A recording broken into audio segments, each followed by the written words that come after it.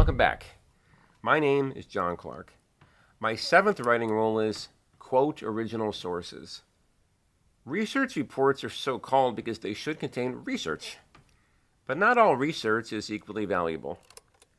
There are two basic sources of research, primary sources and secondary sources. In a world of research papers, a primary source is the original document or the original speaker. Here's an example. Aristotle wrote, quote, "No eternal thing exists potentially." That is a direct quote from Aristotle.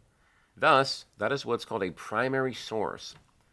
A secondary source is a work that references or comments about a primary source. Here's an example.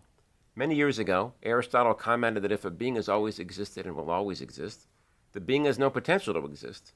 Potential refers to something that may happen or will happen, and the eternal being has always been happening. That is a commentary in Aristotle, not the actual writings of Aristotle. Thus, this is a secondary source. To be sure, secondary sources very often have some value. If you reference a doctor in philosophy for explanation of Aristotle's philosophy, there is some value in that. And it's also true that you may be assigned some writing projects that require you to cite secondary sources. But it's important you recognize a couple of things with regard to primary versus secondary sources. First, secondary sources can be wrong, and sometimes are wrong. If Joe Smith says that Aristotle said something, Joe Smith may be entirely incorrect. Second, secondary sources can be biased, and are often extremely biased. Whether or not this is intentional on the secondary source's part, this can change the meaning of the primary source's words. Third, secondary sources fail to provide the exact evidence. Maybe Aristotle said it, maybe he didn't. Maybe I interpreted Aristotle beautifully, maybe I didn't. But if I turn to Aristotle's metaphysics and quote him directly, that's the gold standard of evidence. Teachers like that.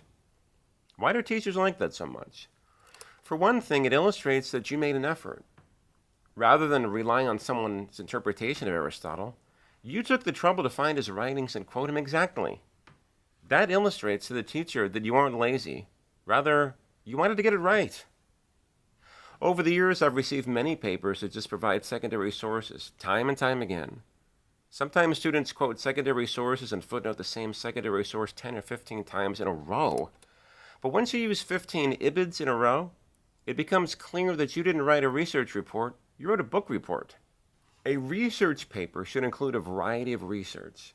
If you are making a point regarding science or medicine, and the paper should do so, then quote a science or medical text.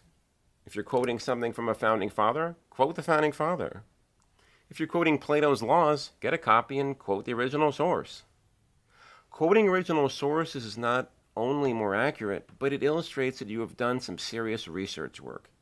If you want to quote secondary sources in addition to primary sources, that's great, and that can strengthen your paper. But a research paper should contain primary source material whenever possible. Now, let's look at Lesson 8.